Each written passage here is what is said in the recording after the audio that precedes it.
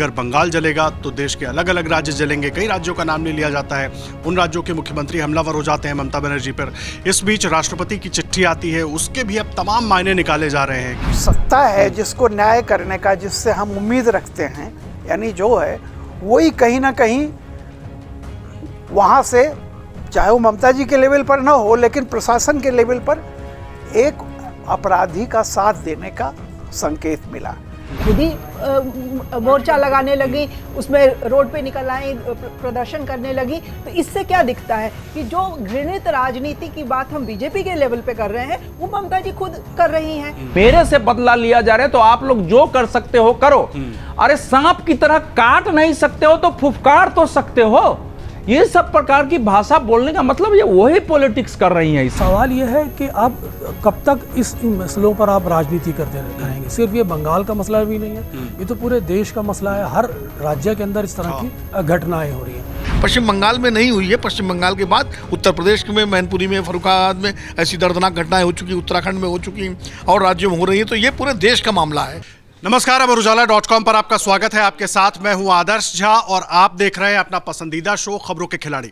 देखिए, खबरों के खिलाड़ी में हर हफ्ते में आपके सामने वो मुद्दे लेकर आते हैं जो देश भर में जिन पर चर्चा हो रही है, जिनके आगे पीछे की खबरों में क्या कहानियां हैं और क्या मतलब है, मायने हैं, वो लोग समझना चाहते हैं। और इसीलिए सभी वरिष्ठ पत्रकार हमारे साथ जुड़ते हैं, जिन्होंने खबरों को देखा है, समझा है, जाना है, आप तक पहुंचाया भी है लगातार, उन्हीं को हम अपने साथ जोड़ते हैं। लेकिन देखिए, इस हफ्ते जिस खबर पर हम बात करने वाले हैं, लगातार कई हफ्तों से हम बात कर रहे हैं, वो खबर है बंगाल की, जहां पर ट्रेनी डॉक्टर के साथ जो हादसा हुआ, उसके बाद जिस तरीके से उस पर अब राजनीति हो रही है। ममता बनर्जी शक्ति प्रदर्शन करती हैं, बीजेपी बंद का ऐलान करती है, छात्र सड़क पर उतर आते हैं। उसके बाद जिस तरह की बयानबाजी आती है कि अगर बंगाल जलेगा तो देश के अलग अलग राज्य जलेंगे। कई राज्यों का नाम नहीं लिया जाता है, उन राज्यों के मुख्यमंत्री हमलावर हो जाते हैं ममता बनर्जी पर। इस बीच राष्ट्रपति की चिट्ठी आती है, उसके भी अब तमाम मायने निकाले जा रहे हैं कि आखिर राष्ट्रपति के इस बयान से क्या संदेश निकल रहा है, वो समझने की भी कोशिश करेंगे। और साथ ही साथ बात आखिर जो सवाल उठ रहे हैं बंगाल को लेकर या वहाँ सरकार को लेकर, सरकार के कामकाज को लेकर, उस पर क्या केवल राजनीति हो रही है या वो सवाल सही भी हैं, ये भी जानने समझने की कोशिश करेंगे। सभी खास मेहमान हमारे साथ मौजूद हैं। रामकृपाल सिंह जी हमारे साथ हैं, पूर्णिमा त्रिपाठी जी हैं, सब्जवारी साहब हैं, अवधेश सर हमारे साथ हैं, विनोद अग्निहोत्री जी हैं। आप सबका बहुत स्वागत है। अवधेश सर, चर्चा की शुरुआत मैं आपसे करूँगा। सबसे पहले, एक राज्य की मुख्यमंत्री जब बात कर रही हैं, विरोध हो सकता है, आरोप प्रत्यारोप हो सकते हैं, लेकिन अगर मुख्यमंत्री मंच पर खड़े होकर छात्र परिषद में ये कहती हैं कि बंगाल जलेगा तो बिहार जलेगा, दिल्ली जलेगी, ये उड़ीसा जलेगा, मणिपुर जलेगा, क्या मायने निकालें इसके? मतलब ये किस तरह की राजनीति? ममता बनर्जी और उनकी पूरी सरकार का इस दर्दनाक घटना पर पूरा जो एक चरित्र उभरा है, वो सामान्यतः मतलब माफिया और अपराधियों का चरित्र होता है। वो ये घटना को ढकने के लिए पूरा षड्यंत्र करना, एक घटना को जानते हुए भी पूरा अस्पताल प्रशासन उसको कैसे आत्महत्या साबित करो, कैसे भी नियम कानून का उल्लंघन कर पोस्टमार्टम कर दो, फिर शव दहन कर दो और इस घटना को रफा दफा करो। और उसमें पूरी सत्ता पुलिस उसमें सहभागिता कर रही है। पुलिस के साथ ममता बनर्जी खड़ी हैं। विरोध करने वाले पत्रकार जो भी सोशल मीडिया पर हैं, सबको मिनट भी नहीं लगता था, दिल्ली पुलिस की नोटिस आ रही है, गाँव गाँव में नोटिस गए, लोगों को ऐसी स्थिति बनाई गई कि कोई आवाज़ न उठाए, आवाज़ उठाने वादे पर हमले हुए। और उसके बाद ममता जी खुद सड़कों पर उतर गई थी। उस दिन क्या वो न्याय दिलाने के लिए उतरी थी पीड़िता को? किसके विरोध में उतरी थी? सुप्रीम कोर्ट में 21 वकील कपिल सिब्बल जी के साथ खड़े हो रहे हैं, क्या उसमें न्याय मांगने के लिए खड़े हो रहे हैं? और लास्ट में जिस प्रकार से वो खड़ी हुई है, ये तो बहुत डरावना दृश्य है कि आप पश्चिम बंगाल में आपको न्याय नहीं मिल सकता है।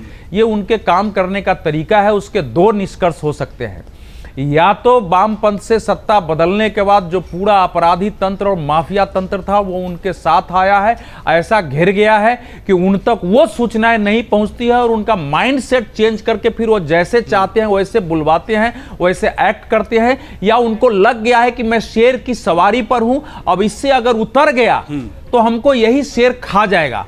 दो स्थिति इस समय ममता बनर्जी के सामने पर है। लेकिन क्योंकि मुख्यमंत्री खड़ा होकर के जिस प्रकार से वो भाषण दे रही थी कि मैं बदले की राजनीति नहीं करती हूं, लेकिन मेरे से बदला लिया जा रहा है तो आप लोग जो कर सकते हो करो। अरे सांप की तरह काट नहीं सकते हो तो फुफकार तो सकते हो। ये सब प्रकार की भाषा बोलने का मतलब ये वही पॉलिटिक्स कर रही हैं इस समय। उनको लगता है कि इसी पॉलिटिक्स से जाएंगे, और जिस तरह उनके गांव के लोगों ने किया है कि गांव में एक ऐसा माहौल बनाओ कि सड़कों पर मोहल्ले में नहीं उतरे, ये तो एक अपराधी और माफिया के सत्ता का एक पूरा स्वरूप उभरा है। राष्ट्रपति के बयान तक पर प्रतिक्रियाएं देख लीजिए। राष्ट्रपति ने बोला उस पर चुप भी रहा जा सकता है। ये बात आप कह रहे हैं, लेकिन देखिए राष्ट्रपति का जो बयान आया विनोद सर, जो उन्होंने 3 पेज की चिट्ठी लिखी, उसमें जो तमाम बातें उठाई, उसको लेकर के भी अब राजनीति शुरू हो गई। टीएमसी के बहुत से नेताओं का मैं सोशल मीडिया हैंडल देख रहा था। वो नेता जो इस पूरे मामले पर बचने से बोल रहे थे, सांसद जिनको लोगों ने ट्रोल कर दिया सोशल मीडिया पे, उसके बाद आकर वीडियो संदेश जारी करते हैं, वो अब राष्ट्रपति के बयान पर तमाम सवाल उठा रहे हैं कि यहाँ नहीं बोला, वहाँ नहीं बोला, वहाँ नहीं बोला। ठीक है, आप ये सवाल उठा सकते हैं, लेकिन जो राष्ट्रपति ने एक बात उठाई, क्या वो गलत थी? क्या उस पर इस तरीके से राजनीति होनी चाहिए? दोनों चीज़ें समझना चाहता हूँ। नहीं देखिए, राष्ट्रपति जी देश के प्रथम नागरिक हैं, उनका कंसर्न बहुत उचित है।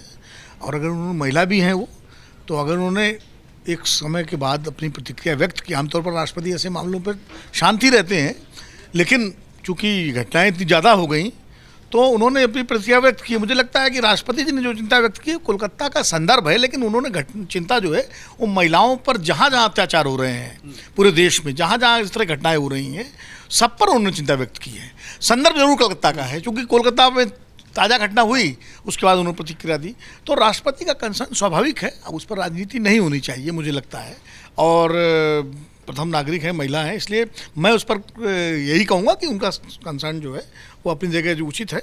मेरा ये मानना है कि राष्ट्रपति महोदया ने, महामहिम ने देश में जो महिलाओं पर जगह जगह उत्पीड़न, अत्याचार, यौन शोषण की घटनाएं हो रही हैं, उन सब पर चिंता व्यक्त की है। संदर्भ कलकत्ता की घटना का है, इसलिए उस पर कोई बहुत ज़्यादा वो नहीं करना। ठीक है, एक पहली घटना पे नहीं बोली, दूसरे पे नहीं बोली, तीसरे में ये कहने की बात है, लेकिन बोली तो एक तो दूसरी बात ये है कि ममता बनर्जी का जो अब वो पूरी राजनीति हो रही।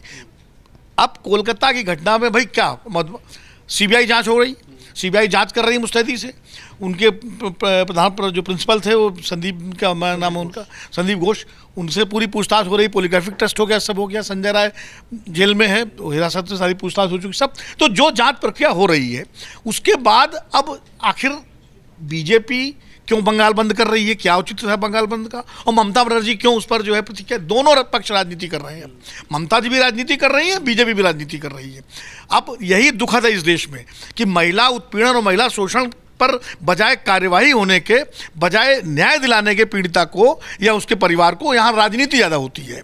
तो ये जो है, ये अपने आप में सबसे ज़्यादा दुखद है कि जब राजनीतिक दल सेलेक्टिव प्रतिक्रिया व्यक्त करते हैं और राजनीति करते हैं। मुझे लगता है कि कोलकाता में हाई कोर्ट के हस्तक्षेप के बाद सीबीआई इंक्वायरी जो हो रही है, वो इंक्वायरी होनी चाहिए, और उस इंक्वायरी में जो दोषी पाए जाएं उनको सज़ा मिले, इस पर एक मत होना चाहिए। और महिलाओं की सुरक्षा के लिए ज़्यादा से ज़्यादा व्यवस्थाएं हर राज्य में होनी चाहिए, क्योंकि घटना सिर्फ पश्चिम बंगाल में नहीं हुई है। पश्चिम बंगाल के बाद उत्तर प्रदेश में, मैनपुरी में, फर्रुखाबाद में ऐसी दर्दनाक घटनाएं हो चुकी, उत्तराखंड में हो चुकी और राज्यों में हो रही हैं। तो ये पूरे देश का मामला है, किसी एक राज्य का, एक दल विशेष सरकार का नहीं है, पूरे देश का मामला है। और मैंने पिछली बार भी कहा था, ये पूरी आबादी का मामला है। ये पूरी आबादी का मामला तो है, लेकिन जहाँ बार बार जिस तरीके से बात उठती है, ममता बनर्जी बार बार मीडिया के सामने आती हैं, अपनी चिट्ठी जारी करती हैं। एक बार फिर उन्होंने प्रधानमंत्री को चिट्ठी लिख दी, कड़े कानून, कड़े कानून। कड़े कानून तो पहले थे, वो भी तो, उसका भी तो पालन हो सकता था। अगर उसका एक बाल बना रहता तो ये परिस्थिति शायद नहीं होती, अगर उसका हम ठीक तरीके से पालन कर पाते। ये सवाल ममता बनर्जी से भी है और देश के बाकी हिस्सों के लिए भी है, मेरा सब्जवारी साहब। नहीं, आप बिल्कुल ठीक कह रहे हैं। देखिए, देश के अंदर कानूनों की तो कमी नहीं, और बार बार नए नए कानून बनते हैं, ख़ास तौर से इस तरह की घटनाओं पर, जब महिलाओं के साथ कोई इस तरह की घटनाएं घटती हैं। अब सारा मसला इस चीज़ का है कि आप उन कानूनों को एग्जीक्यूशन कैसे करें और समाज को किस तरह उस स्तर पर तैयार करें जहां पर वो एक महिलाओं के प्रति एक सकारात्मक दृष्टिकोण और महिलाओं का सम्मान, और साथ ही साथ महिलाओं के प्रति जो एक व्यवहार होना चाहिए उसको लेकर जागरूक हो। जहाँ तक सवाल है प्रेसिडेंट के वॉइस का, तो यकीनन वो एक इंस्टीट्यूशन है और उसका मैसेज पूरे देश के लिए है, पूरे राष्ट्र के लिए है। उसमें किसी तरह की भी राजनीति नहीं होनी चाहिए। जिस तरह से विनोद जी ने कहा कि सीबीआई की इंक्वायरी भी सेटअप हो गई है, वो अपना काम भी कर रही है, दोनों पक्ष राजनीति कर रहे हैं। लेकिन अब सवाल यह है कि अब कब तक इस मसलों पर आप राजनीति करते रहेंगे। सिर्फ ये बंगाल का मसला भी नहीं है, ये तो पूरे देश का मसला है। हर राज्य के अंदर इस तरह की घटनाएं हो रही हैं। तो बुनियादी चीज़ तो वही है कि आप समाज को किस तरह से तैयार करें एक महिला के प्रति, एक अपनी सोच बदलने के लिए, अपना दृष्टिकोण बदलने के लिए, ताकि उसके व्यवहार के अंदर, उसके दृष्टिकोण में एक ऐसा बदलाव आए ताकि वो एक महिलाओं को एक सम्मान के दृष्टिकोण से देखें, उनके एग्जिस्टेंस को स्वीकार करें। होता क्या है कि ऐसी बहुत सारी घटनाएं समाज के अंदर देखने को मिल रही हैं कि जहां आप महिलाओं के प्रति बहुत ज़्यादा इंटॉलरेंट हो गए, बहुत ज़्यादा असंवेदनशील हो गए, और जहां आपको ज़्यादा संवेदनशील होने की ज़रूरत है। तो इसका एक सामाजिक दृष्टिकोण भी है कि जब तक आप समाज के अंदर एक ऐसी जागरूकता पैदा नहीं करेंगे, समाज को उस स्तर पर शिक्षित नहीं करेंगे या समाज को उस स्तर पर लाकर नहीं खड़ा करेंगे, इस तरह की घटनाएं तो देश में होती रहेंगी। लोग राजनीति भी करते रहेंगे, लोग बोलते भी रहेंगे, इंक्वायरी भी गठित होती रहेंगी, कानून भी बनते रहेंगे, लेकिन समस्या वहीं की वहीं खड़ी रहेगी। तो बुनियादी सवाल ये है कि इस समस्या से आप फंडामेंटल लेवल पर किस तरह से इसको डिफ्यूज़ करते हैं, या इस समस्या से फंडामेंटल लेवल पे आप किस तरह से इसको हैंडल करते हैं। उसके लिए सबसे बेहतर ज़रूरी है कि समाज के अंदर लोगों को शिक्षित किया जाए, एक अवेयरनेस प्रोग्राम पूरे राष्ट्र स्तर पे चलाया जाए, महिलाओं का सम्मान हो, उनके प्रति संवेदनशीलता का भाव आए, तभी जाके ये फंडामेंटल लेवल पे हम इन चीज़ों को सामाजिक स्तर पर सुधार सकते हैं। यह बात आप कह रहे हैं, लेकिन सबसे बड़ी बात यह है कि इस पर जिस तरीके से राजनीति हो रही है, रामकृपाल सर, बीजेपी अपने हिस्से की राजनीति कर रही है, विपक्ष में विपक्षी राजनीति हो रही है, ममता बनर्जी अपने हिस्से की राजनीति कर रही है, लेकिन इन सब के बीच जो बातें, जिस तरीके की भाषा का इस्तेमाल एक मुख्यमंत्री के तौर पर वो कर रही हैं, ये राज्य जल जाएगा, वो राज्य जल जाएगा, मेरा थोड़ा फोकस उस पर है। यहीं जब लोकसभा में हम देखते हैं कि तमाम विपक्ष आकर वेल में हंगामा करने लगता है या तमाम विपक्ष पीएम को बोलने नहीं देता है, तब वो भी हम कहते हैं कि राजनीति हो रही है, लेकिन तब ये हो जाता है कि भाई विपक्ष करेगा क्या, तो बीजेपी तो वहाँ विपक्ष में है ना, फिर उसके पास वो भी तो यही करेगी। देखिए अवधेश जी ने और विनोद जी ने जो भी बातें कही हैं अपना, विनोद जी ने जो बातें कही हैं और भाई साहब ने भी जो बात कही है, मैं उस बात का बिल्कुल समर्थन करता हूं। लेकिन एक बात आप समझ लीजिए, लोगों को सच बोलना चाहिए, या आज से नहीं, जब से धरती बनी है तब से आ रहा है, फिर भी लोग झूठ बोलते हैं। जहाँ सच बोलने से काम चल जाए वहाँ भी लोग झूठ बोलते हैं, जहाँ मतलब सच बोलने से काम हो जाए वहाँ भी जो लोग झूठ बोलते हैं। बात इसकी है कि जैसे समाज में एक सामाजिक आंदोलन चलाया जाए, सब कुछ है, और एक चुस्त प्रशासन हो, ताकि लगे नहीं कि इन सब मामलों में कोई राजनीति हो रही है।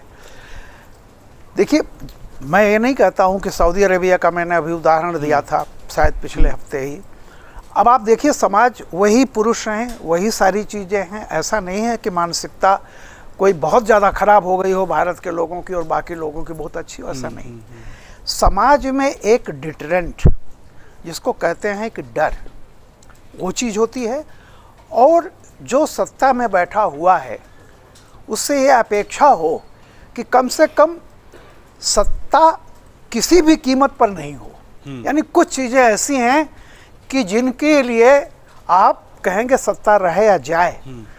तो ये जो मामले हैं, जो हुआ था, ये उसी कैटेगरी में आता है जहां आप वोट और इसकी राजनीति को छोड़ करके हमारे तमाम पार्टियों को, मैं कोई ममता जी की बात नहीं कर रहा हूं, ऊपर उठना होगा और ये तय करना होगा कि समाज को अगर सुधारना है तो वोट के लिए, वोट किसी भी कीमत पर ऐसा नहीं हो।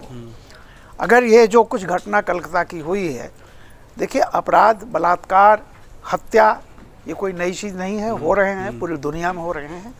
सब्सिक्वेंट जो इवेंट्स होती हैं वो थोड़ी सी वो होती हैं कि जिन पर तकिया था वही पत्ते हवा देने लगे, यानी जिनसे न्याय की उम्मीद थी, मतलब कि जो न्याय करेंगे, ऐसा लगा सब्सिक्वेंट जैसे वो घटना हुई। उसके बाद मैं कई बार कह चुका हूँ कि पहली चीज़ तो ये है कि उसको आत्महत्या बताने का प्रयास, फिर उसको, उसके माँ बाप को वहाँ नहीं जाने का, और इसके बावजूद अगले ही दिन जहाँ घटना स्थल था, इतनी बड़ी घटना हुई, फिर वहाँ तोड़ फोड़ और निर्माण कार्य।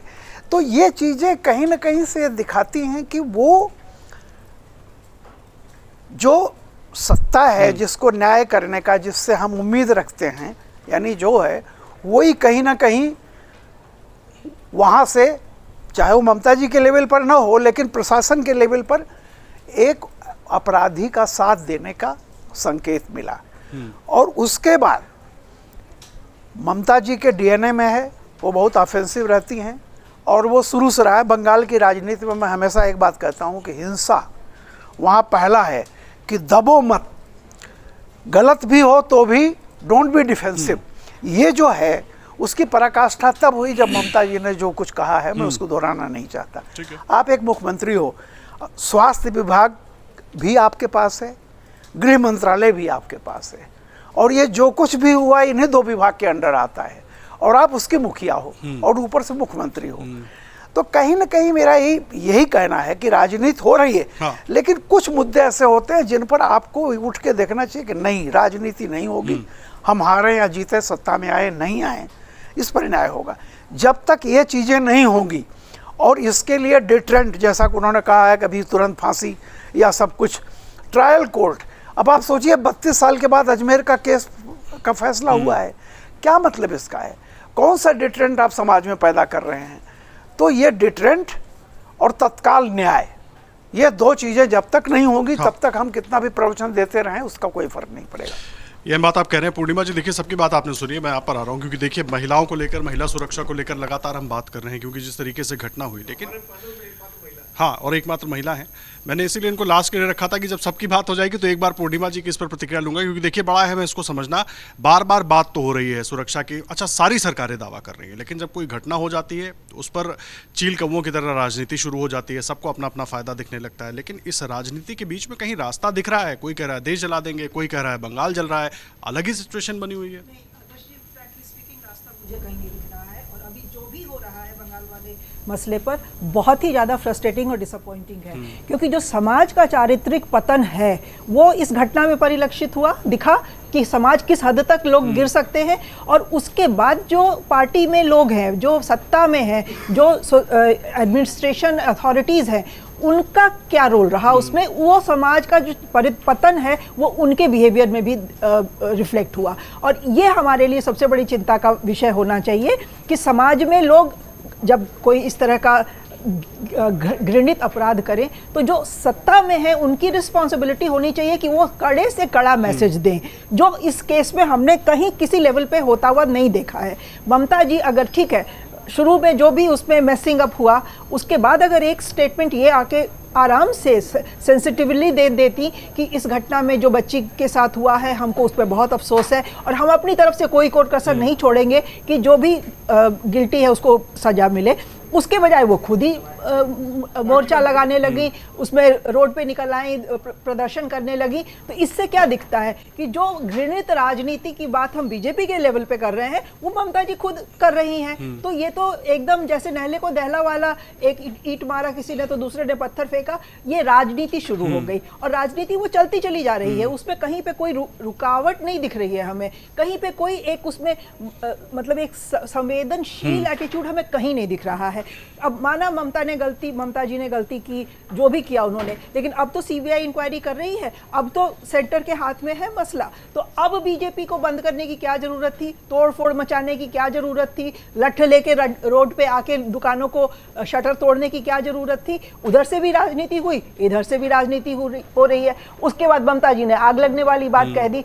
तो ये तो सिलसिला बिल्कुल एंडलेस होता जा रहा है, जो कि बहुत ही ज़्यादा कंडेमनेबल है मेरे हिसाब से। जब तक इस तरह का एटीट्यूड, देखिए क्राइम होने से कोई नहीं रोक सकता है, लेकिन क्राइम होने के बाद उसका जो सत्ता है, अथॉरिटीज़ है, वो क्या मैसेज लोगों को देते हैं, वो एक लॉन्ग लास्टिंग इफेक्ट होता है। इसमें हमें तो अभी तक कुछ नहीं दिख रहा है। राष्ट्रपति जी की आपने बात की, ठीक है, राष्ट्रपति जी ने जो संदेश दिया, देर से ही सही, एक वो सेंसिटिव महिला के मतलब नाते उनका अच्छा है वो उपदेश। ये हम बात आप कह रही हैं, इस पर भी चर्चा होनी चाहिए। लेकिन अवधेश सर, एक चीज़ मैं आपसे समझना चाह रहा हूँ, जो स्थिति बंगाल में बनी, अब जिस तरीके की राजनीति हो रही है, राष्ट्रपति की चिट्ठी के बाद बहुत सारी चर्चाएं चलने लगी। ममता बनर्जी के बयान के बाद कहा गया एक तरीके से पॉलिटिकल बौखलाहट है। राष्ट्रपति की चिट्ठी के बाद खुद बंगाल से बहुत सारे लोग अभी इस पर चर्चा करने लगे कि क्या केंद्र कोई बड़ी तैयारी कर रहा है बंगाल को लेकर। सीवी आनंद बोस बार बार या राज्यपाल यहाँ पर पहुँच रहे हैं, मुलाकातें हो रही हैं, क्या चल रहा है? क्या इस तरह ये एक नैरेटिव बनाने की कोशिश हो रही है, वाकई कुछ चल भी रहा है ऐसा? देखिए, नैरेटिव बना के सिंपैथी लेने की इस कोशिश। देश में कम से कम एक राय की राष्ट्रपति कुछ बोलते हैं, कई बार KR नारायण राष्ट्रपति थे तो साफ उनके स्टेटमेंट में दिखता था कि भाजपा से वो नाराज हैं, लेकिन फिर भी देश ने बहुत संयम रखा। कभी हमने बीजेपी को बाहर आके राष्ट्रपति के उस पर प्रतिक्रिया व्यक्त करते नहीं देखा। लोकसभा अध्यक्ष सोमनाथ चटर्जी थे। मैं ये नहीं कह रहा हूँ कोई राजनीतिक दल इस देश में धूला धाला है, सब अपनी अपनी राजनीति करते हैं और करनी चाहिए, लेकिन राजनीति में उसकी मर्यादा और सीमा क्या होगी। हाँ, तो हम लोग जितने लोग हैं, एक और तो पश्चिम बंगाल सरकार के व्यवहार की आलोचना कर देते हैं, लेकिन अगर राष्ट्रपति ने बिना नाम लिए हुए देश पर चिंता व्यक्त कर दी तो उससे ये पूछना, राष्ट्रपति तो हर चीज़ पर नहीं बयान दे सकते ना, सुप्रीम कोर्ट तो हर चीज़ पर संज्ञान नहीं ले सकता। हम लोग भी कई बार बोल देते हैं, वो हमारी भी कमजोरी होती है कि सुप्रीम कोर्ट इस पर लिया तो इस पर संज्ञान क्यों नहीं लिया, तो वो भी नहीं कर सकता है। इसका जरूर ध्यान रखा जाए। हाँ, कम से कम कुछ जगह को बचा के रखिए। हमारे देश की राजनीति मतलब जो सामान्य प्रतिस्पर्धा से निकलकर जिस घृणा, जिस दुश्मनी में परिणत हो गई है इस समय और पिछले काफ़ी समय से परिणत है, उसमें कुछ जगह को बचा के नहीं रखेंगे तो भविष्य बहुत भयावह है और उसको बचा कर रखना इस समय बहुत जरूरी है। जो लोग भी देश की चिंता कर रहे हैं, आज एक पार्टी सत्ता में है, कल वो नहीं होगी, कल वो दूसरी पार्टी सत्ता में आएगी, तो इसलिए ये बहुत ध्यान रखने की आवश्यकता है। सबको रखना चाहिए। हमारी कोई विचारधारा हो सकती है, होनी भी चाहिए उसमें, लेकिन कुछ मामले ऐसे होते हैं जहाँ की कुछ जगहों पर कुछ जो हमारे संवैधानिक स्थल है उसके बारे में हमको बहुत संयमित रूप का अपनाना चाहिए। राष्ट्रपति की अपनी समझ है, जो उन्होंने बोला है और वो एक कंसर्न है, उससे पता चलता है कि देश में क्या स्थिति। अब आपकी दूसरी स्थिति पर आते हैं कि इस पूरे प्रकरण में, मैं तो कह रहा हूं इस पूरे प्रकरण में तृणमूल कांग्रेस सरकार, ममता बनर्जी, उनकी पार्टी का कोई एक कदम सार्वजनिक तौर पर बता दीजिए जिनसे लगा हो कि वो वाकई इस घटना से दुखी होकर उसका न्याय चाहती है, न्याय के प्रति प्रतिबद्धता है। जो लोग उसके विरुद्ध संघर्ष कर रहे हैं, उनके राजनीतिक विरोधी भले भी हों, उनके लोकतंत्र के प्रति उनके मन में सम्मान है। एक मुझे कोई बता दे इस पूरे प्रकरण में, पहला। दूसरा, ये बात सही है इस समय कि हम सब के लिए शर्म का विषय है, डूब मरने का है कि हमारे देश में छोटी छोटी बच्चियां और लड़कियां अगर अपने को मतलब इस ढंग से असुरक्षित मानती हैं, तो ये तो बहुत बड़ा प्रश्न चिन्ह है ना। इस पर आप क्या बोल सकते हैं। लेकिन हमारे देश में जो लड़कियों की, महिलाओं के प्रति सम्मान वो आंखों की पानी से रहा है, किसी कानून से नहीं रहा है। हमारे माता पिता, जो समाज था, उसने संस्कार ऐसे पैदा किए, जैसे हम लोग जिस संस्कार में पैदा किए, अब तो चलो यहाँ बन गया, किसी लड़की से बात करते समय भी स्वयं भी नजर गिरा के बात करने का संस्कार रहा है, लंबे समय तक रहा है।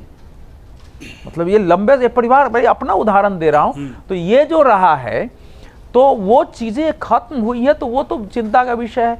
लेकिन जो घटना हो गई, इसलिए मैं ये भी नहीं कहता हूं कि किसी राज्य में बिल्कुल अपराध मुक्त हो जाएगा, लेकिन घटना के बाद उत्तर प्रदेश की घटना मान लीजिए फर्रुखाबाद हुई, तो उसके विरोध करने वाले को कितने पुलिस ने नोटिस भेजा है, मीडिया पर डिबेट करने वाले को कितने नोटिस आए हैं आपके सोशल, आपको आया है क्या?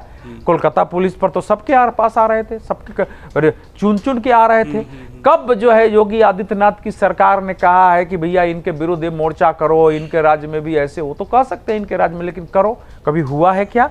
नहीं हुआ है। किसी भी सरकार में ऐसा आज तक नहीं हुआ। मुझे लगता है 2012 की घटना में यहाँ कांग्रेस की सरकार थी, कानून व्यवस्था भी कांग्रेस के हाथ में था, यूपीए था, लेकिन उसको किसी ने, मतलब जो था वो सामने था। तो ये जो स्वरूप उभरा है, ये तो अब आप कहेंगे वह संविधान, भाई संविधान और कानून का शासन कहते किसको है? जब मुख्यमंत्री खड़े होकर के, उनके लिए कानून का शासन यही है कि मैं जैसे चाहती हूं वैसे सत्ता चले, और अगर हमारा पुलिस उसको ढकने की कोशिश कर रहा था फिर भी उस पर कार्रवाई नहीं हो, और सुप्रीम कोर्ट में भी हम खड़े होकर के पूरी रक्षा करेंगे, तो ये क्या संवैधानिक तरीके से व्यवहार है या कानून और व्यवस्था से? कानून और व्यवस्था का पालन चले क्या? ये परिस्थिति तो सब पे लागू हो जाती है ना, मैं जैसे चाहता हूं वैसे सत्ता चले। नहीं, फिर आपको उदाहरण दिया ना, यही तो उदाहरण दिया, आपने ध्यान से नहीं सुना। दूसरे राज्यों में भी घटनाएं हुई हैं, हाँ, लेकिन घटना के बाद की जो प्रवर्ती राजनीतिक प्रतिक्रिया है या सरकार की, कौन सा मुख्यमंत्री सड़कों पर उतरा है विरोध करने के लिए? कौन सी सरकार सुप्रीम कोर्ट में जो है मतलब ऐसा सुप्रीम कोर्ट संज्ञान लिया है तो इस ढंग से चली गई है? किसने जो है कहा है कि भैया जो आप वहां देखो पूरे घटनाक्रम को पहले देखिए ना। उस लड़के की मतलब जब बलात्कार के बाद हत्या होती है, बुरी तरह होती है, वो एक आदमी का काम नहीं दिखता। हालांकि सीबीआई भी शुरू में यही बोली है, क्या बोलेगी आगे मालूम नहीं है। उसके बाद जो संदीप घोष और उनकी पूरी टीम है वो क्या एक्ट करती है, परिवार को पहले पहली बार नजर में तो परिवार को बोला ही जाता है कि हाँ भाई ये जो है आपकी बेटी बीमार है या फलाना है, आप आ जाइए। लेकिन उसके बाद उसको आत्महत्या का पूरा परिदृश्य बना के परिवार को बुलाना और वो करना, उसमें पुलिस सहभागिता है। पुलिस पूछती नहीं है कि आपने हमको पहले सूचना क्यों नहीं दी, आपने एफआईआर करने के पहले पोस्टमार्टम क्यों कराया, ये तो पुलिस को पूछना चाहिए था ना। अगर नहीं हुआ तो पुलिस का दायित्व तो था कि नहीं कि पोस्टमार्टम हुआ है तो हुआ है, अभी कुछ समय तक हम 100 को बचाएंगे, इसको 100 दहन नहीं करने दें। तो पूरा पुलिस प्रशासन उसमें है। जो इनका फिजिशियन है उससे संदीप घोष की बातचीत हो रही है, वो परिवार से बातचीत कर रहा है, उसके बाद सत्ता उसमें खड़ी हो जाती है। तो ये क्या, इसको कानून का शासन आप बोलेंगे। बीजेपी उसमें क्या करेगी, सरकार उनको नोटिस देगी कि नहीं, क्योंकि वो तो फाइटर है, उनसे लड़ना इतना आसान थोड़े है। वो तो 30% उनका एक वोट है, एक बार बोल देती हैं बाम और राम का काम है। ठीक है। अब राम ऐसा संदेश जाता है कि दूसरे तरफ लगता है कि राम अगर आ गया तो उस 30% के लिए खतरा है, वो उसको ध्रुवीकरण कर देती है। एक बार तो इसलिए नहीं, ये INDIA के नेताओं का जो इसमें नैतिकता है वो खड़ा होने की भी जरूरत है कि वो लोगों का क्या स्टैंड है इस मामले में। ठीक है। जहां तक ममता जी के राजनीति की बात है, आप वो नंदीग्राम वाला दिन भूल गए जब उन्होंने बिल्कुल टाटा के खिलाफ एक मोर्चा खोल दिया था और वहां पे फास्ट एंड टू डेथ पे बैठ गई थी कि जान दे देंगे लेकिन वहां पे वो फैक्ट्री नहीं लगने देंगे। या पार्लियामेंट में जब ममता जी यहाँ लोकसभा में हुआ करती थी तो बेंच पे चढ़ के पेपर फाड़ते, हम ही ने उनको देखा है। तो उनकी वो एग्रेसिव रिटोरिक स्टाइल है, वो स्टाइल अभी भी दिख रही है, वो स्टाइल वो चेंज नहीं कर सकती है। लेकिन वो रिटोरिक से ज्यादा हमको उस पर नहीं पढ़ना, मतलब ज्यादा पढ़ना चाहिए। वो रिटोरिक है, उनकी स्टाइल है, और उस स्टाइल का जो बीजेपी जवाब दे रही है वो भी उतना ही अनफॉर्चुनेट है। ठीक है, वो भी उतना ही अनफॉर्चुनेट है। रामकृपाल सर, मैं आ रहा हूँ, एक बार विनोद सर को चर्चा में ले आऊँ। अवधेश सर उस सवाल को टाल गए या मुझे लगता है शायद भूल गए। राष्ट्रपति शासन की जो जमीन तैयार हो रही है सर, क्योंकि उसको लेकर खूब चर्चा हो रही है। मैं ये समझना चाह रहा हूँ क्या वाकई जो एक माहौल बना, एक नैरेटिव बनाने की कोशिश हो रही है, या मुझे सीधे तौर पर ये लग रहा है कि कहीं ना कहीं टीएमसी के नेता हों वो ये एक नैरेटिव बनाने की कोशिश कर रहे हैं कि कम से कम एक सिंपैथी का फैक्टर और खड़ा हो कि भाई बीजेपी तो चाहती है कि ममता बनर्जी को कुर्सी से हम हटा दें, किसी भी तरीके से हटा दें। क्या इसके जरिए वो भी लग रहा है क्या ऐसा? देखिए, इतना आसान है। देखिए, अभी तक नरेंद्र मोदी जी की सरकार का एक रिकॉर्ड है कि उन्होंने 356 का इस्तेमाल किसी राज्य पे किया नहीं है। दूसरे तरीकों से सरकारें गई हैं, मतलब विधायकों को तोड़ करके, पार्टियां तोड़ करके, लेकिन 356 का इस्तेमाल नहीं हुआ है पिछले 10 साल में। अब 356 का इस्तेमाल किस आधार पे करेगी, अगर करने की कोशिश होगी तो फिर आप वीरेंद्र सिंह का इस्तीफा क्यों नहीं लेंगे? आज ही वीरेंद्र सिंह का इंटरव्यू मैंने पढ़ा है, इंडियन एक्सप्रेस में बड़ा लंबा चौड़ा इंटरव्यू है जिसमें उन्होंने कहा है कि बीजेपी की नहीं, मेरी लोकप्रियता घटी है, जिससे लोकसभा, यानी खुद ही कह रहे हैं मेरी लोकप्रियता घटी है, तो लेकिन इस्तीफा नहीं दूंगा मैं, उन्होंने कहा।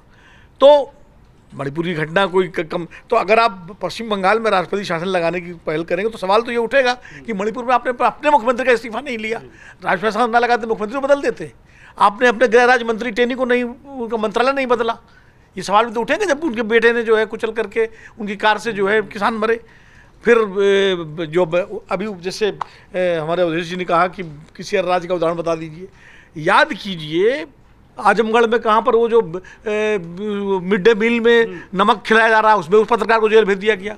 फर्रुखाबाद में एक पत्रकार को जेल भेज, इसलिए पत्रकारों मुकदमे हुए थे उस समय। और CAA के टाइम जो आंदोलन कर रहे थे, शांतिपूर्ण आंदोलन कर रहे थे, दारापुरी और वो पूर्व वाइस चांसलर लखनऊ यूनिवर्सिटी की क्या महिला, क्या नाम है उनका, बड़ी मशहूर है वो, रूपरेखा जी, इन सब के खिलाफ मुकदमे हुए और इन सब के पोस्टर लगाए गए बाकायदा वहाँ पर जो है, जिसको हाईकोर्ट ने बाद में कहा कि ये पोस्टर आपने कैसे लगा दिए, तो वो लोकतांत्रिक था। तो मुख्यमंत्रियों का रवैया ही ऐसा हो गया है।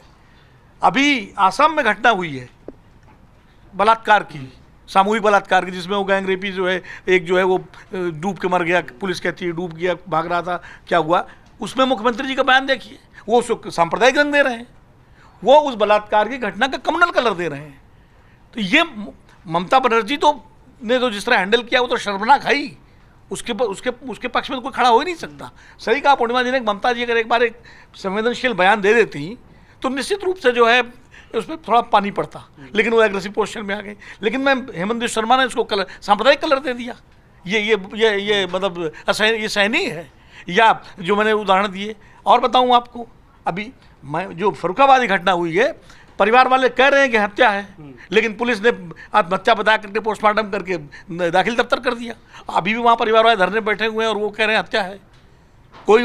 चूंकि उत्तर प्रदेश में जैसे बंगाल में बीजेपी सड़कों पर है, उत्तर प्रदेश में विपक्षी दल सड़कों पर नहीं है, इसलिए नोटिस देने की जरूरत नहीं है। जिस दिन विपक्षी दल सड़कों पर आ जाएंगे कि देखिए क्या रवैया होता है उत्तर प्रदेश सरकार का, सारा लोकतंत्र सामने आ जाएगा, लाठियां भी चलेंगी और सब कुछ होगा। लेकिन जो कि विपक्षी दल सड़कों पर नहीं है, जो कि होना चाहिए उनको, अगर आप महिला अस्मिता की बात करते हैं तो, क्योंकि इसलिए मैं कह रहा हूं कि सारी सरकारों का चरित्र एक जैसा हो गया है और पुलिस का रवैया एक जैसा हो गया है। हर जगह पुलिस वही करती है जो पश्चिम बंगाल में किया, और हर जगह सरकारें उसी तरह एक्ट करती हैं जो पश्चिम बंगाल सरकार एक्ट कर रही है। ममता बनर्जी जब एग्रेसिव पोस्चर लेती थी, जो भी नंदीग्राम का जिक्र किया उन्होंने, या पार्लियामेंट में, या अटल जी की सरकार के समय, या मनमोहन सरकार के समय, तो तत्कालीन उनके सहयोगी वो सबसे ज़्यादा तारीफ करते थे ममता जी की। हमें तो अच्छी तरह याद है, बीजेपी के सारे नेता ममता जी की क्या फाइटर हैं, क्या लड़ाकू हैं। मुझे याद है जब मुकुल राय वो दिनेश त्रिवेदी का इस्तीफा लिया, दिनेश त्रिवेदी ने रेल में बजट पेश किया और उनका इस्तीफा लेके ममता बनर्जी ने मुकुल राय को रेल मंत्री बना दिया और रेल मंत्री ने उन्होंने पास कराया। बड़ी तारीफ ममता जी की हो रही थी उससे विपक्षी बेंचों से। और नंदीग्राम में तो सारे बीजेपी के नेता गए थे उनको पानी पिलाने और उनको कराने, सीपीएम के खिलाफ वहाँ पर। तो तब ममता जी बिल्कुल नायिका थी। तो ममता जी का तो ये जो राजनीतिक दलों का अपना जो वो है पूरा तौर तरीका, यही मैं बार बार कहता हूँ कि वो जो सेलेक्टिव है, मैं तो कहता हूँ राजनीतिक दल सेलेक्टिव हों, हम लोग तो सेलेक्टिव ना हो, कम से कम समाज तो सेलेक्टिव ना हो। चलिए बीजेपी, कांग्रेस, तृणमूल कांग्रेस, समाजवादी पार्टी वो सेलेक्टिव होंगे, उनके अपने राजनीतिक स्वार्थ हैं, लेकिन विनोद अग्निहोत्री और अवधेश कुमार और बिलाल सब्जवारी, रामगोपाल जी या पूर्णिमा त्रिपाठी क्यों सेलेक्टिव हों? हम क्यों सेलेक्टिव हों? ये मेरा मानना है कि समाज को सेलेक्टिव नहीं होना चाहिए कम से कम। और जब समाज सेलेक्टिव नहीं होगा तब दलों पर भी दबाव पड़ेगा और तब ऐसे अपराधों पर उनका रवैया सही होगा, वरना वो अपने अपने वोट बैंक की खातिर इस तरह के दोहरे बर्ताव करते रहेंगे, दोहरे मानदंड दिखाते रहेंगे और चीज़ें जो है गड़बड़ाती रहेंगी। एक चीज़ ऐड करना चाहती हूँ, जिस तरह से अमित शाह बहुत एक्टिव हो गए इस घटना के सामने आते ही, जिस तरह से गवर्नर अमित शाह से बात करने लगे ऑन अ डेली बेसिस, फिर वो दिल्ली चले आ रहे हैं, तो एक नैरेटिव तो बन रहा था। और जब बीजेपी ने बंद किया और उसमें पूरी कोशिश की कि भरपूर हिंसा हो जाए, तो एक नैरेटिव जरूर थी कोशिश बनाने की कि लॉ एंड ऑर्डर का कंप्लीट ब्रेकडाउन हो गया है, जो कि एक ग्राउंड हो सकता है किसी भी सरकार। तो आप ये कह रही बीजेपी हिंसा करवा रही थी वहां पे? बीजेपी ने जब अपने बंद के दौरान वहां हिंसा की तो एक नैरेटिव बनाने की कोशिश तो हुई है, चाहे वो कोशिश सफल नहीं हुई वो अलग बात है, क्योंकि ममता जी उसमें ज्यादा ऑफेंसिव हो गई, ज्यादा ही काउंटर ऑफेंसिव उन्होंने एक पोस्चर ले लिया, तो वो लगा कि शायद दांव उल्टा पड़ गया। तो एक कोशिश तो जरूर हुई थी।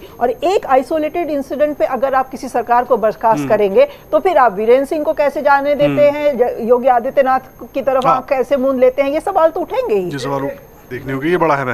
रामकृपाल सर, सबको आपने सुना, मैं एक चीज इसी में जोड़ देता हूँ जो आप कहना भी चाह रहे थे और सबको आपने सुन भी लिया। आपसे भी ले लीजिए कुछ। हाँ, कहना चाह रहे मैं आ रहा हूँ। अच्छा बिलाल सर, देखिए हम सब लोग इस विषय पर चर्चा कर रहे हैं, बुनियादी चीज़ सवाल वही खड़ा है कि समाज के अंदर महिलाओं के प्रति सम्मान या उनकी सुरक्षा को कैसे सुनिश्चित किया जाए।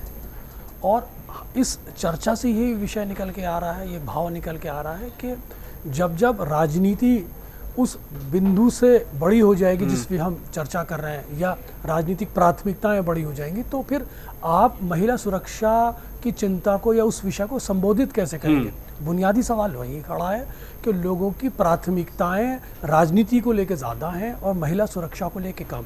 जब तक ये दृष्टिकोण राजनीतिक पार्टियां अपने अंदर बदलाव नहीं लाएंगी, हम इस समाज की समस्या से जूझते रहेंगे। और डर की भी एक सीमा होती है। ऐसे बहुत सारे उदाहरण हैं सिविल सोसाइटी में कि जब डर निकल जाता है तो समाज अफगानिस्तान बन जाता है। तो डर की भी एक सीमा, इसीलिए संवेदनशील हो कि सभी राजनीतिक पार्टियों को समाज को इस दृष्टिकोण के प्रति बहुत ही संवेदनशील होना पड़ेगा कि महिला सुरक्षा में ना तो इंस्टीट्यूशन इन्वॉल्व होना चाहिए, ना ही राजनीतिक पार्टियां इन्वॉल्व होनी चाहिए, और समाज के अंदर एक ऐसी जागरूकता की ज़रूरत है कि कहीं ये अपने डगर से ना भटक जाए। ये हम बात कह रहे हैं। रामकृपाल सर, एक तो आप जो कहना चाह रहे थे वो, और इसी में मैं जोड़ देता हूँ, महाराष्ट्र में शिवाजी महाराज की मूर्ति टूटती है, पीएम माफ़ी मांग लेते हैं खुले मंच से।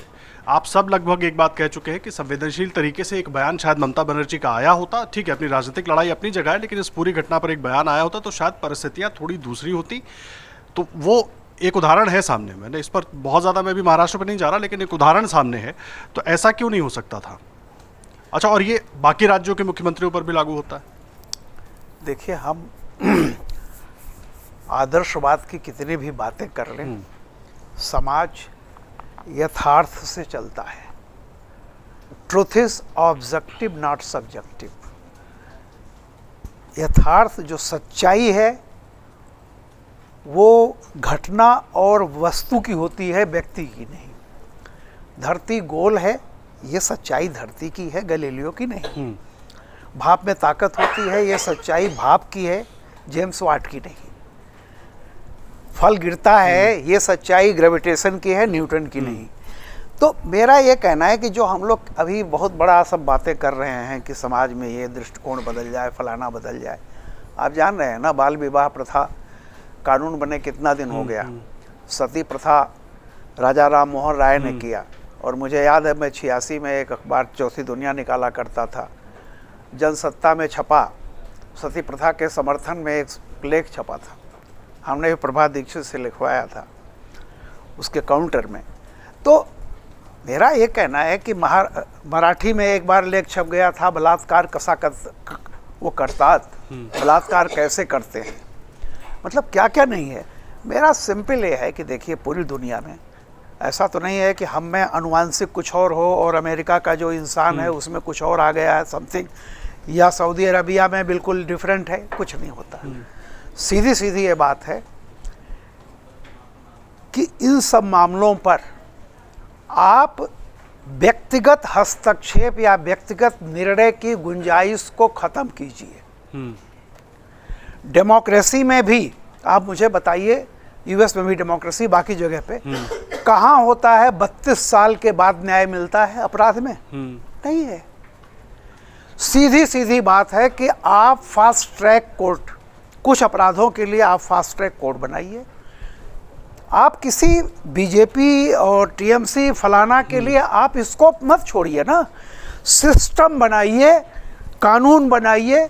और कभी न कभी इस देश में अपराध इसलिए पलते रहे कि हमारा जो एविडेंस एक्ट है, एविडेंस एक्ट की मूल धारा जिसको कहते हैं न्याय शास्त्र, जो उसका जुरिस्प्रूडेंस है, उसमें एक था कि 99 गुनहगार छूट जाएं, लेकिन एक ईमानदार को सजा नहीं होनी चाहिए। इस पर हमारा कानून आज तक चल रहा है। अब नई जो संहिताएं मैं नहीं जानता, उसमें एक्ट कुछ भी बना हो, कोई भी हो, लेकिन जो जुरिस्प्रूडेंस है वो ये है, इसको कहीं ना कहीं आपको बदलना पड़ेगा। ये कि 99 अपराधी छूट जाएं लेकिन एक ईमानदार को सजा नहीं हो। जब एक अपराधी जानेगा कि आज मैं कुकृत्य कर रहा हूं लेकिन अगला 20 साल में मुकदमा लड़ सकता हूं, मेरी जिंदगी 20 साल तक कोई ले नहीं सकता, भाई साहब बदलिए उसको। और इस तरह के जो जघन्य, जिनके लिए लाइफ इम्प्रिजनमेंट है, कैपिटल पनिशमेंट है, कम से कम उनको तो आप फास्ट ट्रैक पे लाइए, फिक्स कीजिए 90 डेज, और फिर आप देखिएगा क्या होता है। होता क्या है कि हम लोग, और जो एक बात कह रहे हैं कि राजनीति नहीं होनी चाहिए, राजनीति सबसे ऊपर रहेगी, और राजनीति किसी चीज में न जाए उसका सबसे बड़ा ये है कि लॉ बनाइए, कोडिफाइड लॉ हो, जिसमें किसी इंडिविजुअल का डिस्क्रिप्शन न हो। आपको बता दूं मैं, सुप्रीम कोर्ट ने, राष्ट्रपति को पैर्डन का अधिकार है, सुप्रीम कोर्ट ने उसमें भी कह दिया कि इवन राष्ट्रपति भी जो जिसको क्षमा दे रहे हैं उसको क्वांटिफाई करेंगे। डिस्क्रिशन भी आपका सब्जेक्ट टू सोशल बेनिफिट होना चाहिए। आप मनमानी नहीं कि मेरा मन कह दिया। तो जिस कोर्ट ने यह तक कहा हो कि राष्ट्रपति को भी डिस्कशन का अधिकार नहीं है, उस जगह पे कोडिफाइड लॉ बनाने की बिल्कुल एक एक चीजों की क्यों नहीं करते हैं आप? ठीक है। ताकि उसमें सत्ता का और प्रशासन का हस्तक्षेप मिनिमम हो। मैं नहीं कहता कि नहीं रहेगा, लेकिन आप किसी चीज को मिनिमाइज तो कर सकते हो। 32 साल बाद अजमेर की घटना आज हुई है, आज न्याय आया है। ये बताइए मुझे पूरी दुनिया में क्राइम में नहीं, अभी और मैं वही कह रहा हूँ, कोई अपराध की घटना किसी दुनिया में आप मुझे बताइए, आज की टेक्नोलॉजी में, मॉडर्न में, चाहे यूरोप हो, अमेरिका हो, मैं डेमोक्रेसी की बात कर रहा हूँ, मैं सऊदी अरबिया उनकी बात नहीं कर रहा हूँ। डेमोक्रेसीज में भी न्याय फटाफट होने लगे हैं। हमारे इसी देश में कहीं मध्य प्रदेश में कितना था, एक कोर्ट ने 3 महीने के अंदर उसको फांसी की सजा सुना दी। भाई आप कीजिए ना, क्यों इतना लंबा चल रहा है? कलकत्ता पर हम लोग कब से बात कर रहे हैं? 9 अगस्त को हुआ था, कब हुआ था? आज आखिरी अगस्त है, 1 महीने तक अभी तक उस पर हम राजनीति कर रहे हैं। नहीं, रामगोपाल जी की बात से मैं बिल्कुल 100% सहमत हूँ। अभी वो 32 साल बाद उनको लोअर कोर्ट से, ट्रायल कोर्ट से न्याय मिला, उसके बाद अभी वो हायर कोर्ट में जाएंगे, फिर वो जाएंगे, मामला हाई कोर्ट जाएगा, मतलब वो उसमें लंबा खिंच जाएगा। अभी एक कानून बनने के बावजूद अमल का एक उदाहरण बताता हूँ। पॉस्को कानून बना निर्भया के टाइम, और पॉस्को में ये व्यवस्था है कि FIR दर्ज होते ही गिरफ्तारी होगी। ब्रजभूषण शरण सिंह वाले मामले में क्या हुआ था, कितने महीने तक गिरफ्तारी नहीं हुई और पॉस्को दर्ज हो गया था, और उसके बाद फिर वो वापस हुआ, वो बयान वापस दिए। यानी आपने समय दे दिया एक तरह से कि इसमें जो है इसको वापस वो पीड़ित पक्ष ले सके। तो सवाल ये है कि जबकि उसमें व्यवस्था ही नहीं है, तो क्या उस पर कोई पुलिस के खिलाफ कोई कार्रवाई हुई? कि कानून है, कानून का अमल भी सेलेक्टिव है। क्या ये सुविधा किसी अन्य व्यक्ति को मिल सकती है? मिलनी नहीं चाहिए, किसी को नहीं मिलनी चाहिए। तो ये मैं कह रहा हूँ कि पॉस्को जैसा कानून जो बना, सख्त कानून, उसमें भी एक गुंजाइश का रास्ता निकाल लिया गया। तो जहाँ अमल की स्थिति ये हो, जहाँ न्याय की स्थिति ये हो, 32 साल बाद फैसला आएगा, तो फिर कहना क्या है? ह्यूमन ट्राई मचा लीजिए, पॉलिटिक्स कर लीजिए, लेकिन जो इंस्टीट्यूशनल रिफॉर्म्स हैं, जिनकी ज़रूरत है, जो मैंने बनारस का उदाहरण इसीलिए दिया था, BHU वाला, कि भाई जो न्यायपालिका, न्यायिक सुधार हैं, उनकी इसीलिए ज़रूरत है कि ऐसे गंभीर मामलों में कम से कम जो है सारी जो है त्वरित न्याय हो। और मैं तो इसको भी कहता हूँ, मैंने पिछले आपके इसमें कहा था कि जैसे NIA आपने बना दिया आतंकवादी के लिए, ऐसे महिला उत्पीड़न के खिलाफ एक ऐसी फोर्स बनाइए जो उन्हीं मामलों की जाँच करे, और केंद्रीय एजेंसी हो, और किसी राज्य में ऐसी कोई घटना हो, किसी भी राज्य में, वही फोर्स जांच करे, ताकि जो अपराधियों को बचाने का जो लोग, स्थानीय पुलिस और स्थानीय सरकारों का जो रवैया है, उससे मुक्ति मिले कम से कम। ठीक है, ये बात देखिए आप दूसरी बार आज दोहरा रहे हैं, मुझे याद है आपने पहले भी ये बात कही थी। देखिए सबकी राय आपने सुनी, और जाहिर सी बात है राजनीति को केंद्र में रखकर ही देखना पड़ेगा, क्योंकि राजनीति हर मामले पर होती है और राजनीति को अलग नहीं किया जा सकता मुद्दों से, और सभी दल अपने अपने हिसाब की, अपने अपने हिस्से की राजनीति कर रहे हैं। लेकिन उसके बीच जो तमाम सवाल अहम निकलते हैं, उन्हीं का जवाब अपने इन खास मेहमानों से हम लेने की कोशिश कर रहे थे। आप भी अपनी प्रतिक्रिया हम तक पहुँचा सकते हैं। और देखिए कुछ प्रतिक्रियाएं एक बार आपको जल्दी से पढ़ के बना देते हैं। कई अलग अलग लोग हैं, बंगाल नहीं बांग्लादेश बना दिया है, ये लिखा है। और देखिए मणिपुर पर गुस्सा नहीं आ रहा राष्ट्रपति को, ये भी सवाल लोग पूछ रहे हैं। ममता बनर्जी इस्तीफा दो जल्द से जल्द, ये संजय लिख रहे हैं। बजरंगी है इनका लिखना है। हॉस्पिटल के असिस्टेंट्स को किसने कहा था कि आत्महत्या का फ़ोन करे, ये सवाल जो असिस्टेंट थे उन्होंने कैसे किया। राष्ट्रपति देश का होता है, बीजेपी का नहीं, एक यूज़र हैं वो लिख रहे हैं। मोदी की आलोचना करते करते कितना गिर चुके हैं, राष्ट्रपति पद की गरिमा भी भूल रहे हैं नेता। तो इस तरह के तमाम जो लोगों की राय है वो भी हम आपके सामने रख रहे हैं, और आप भी ज़रूर अपनी राय रखिएगा, ताकि हम अगले कार्यक्रम में आपकी राय दर्शकों के सामने भी रख सकें, और उसमें अगर कुछ सवाल है तो अपने खास मेहमानों से भी पूछ सकें। और आप भी हमारे अमरुजाला.com पर देश और दुनिया की हर बड़ी और ज़रूरी खबर के लिए लगातार बने रहिएगा। धन्यवाद। अगर आप ये वीडियो YouTube पर देख रहे हैं तो हमारे चैनल को सब्सक्राइब करें और बेल आइकन को दबाना ना भूलें। अगर आप Facebook पर ये वीडियो देख रहे हैं तो हमारे पेज को लाइक करें।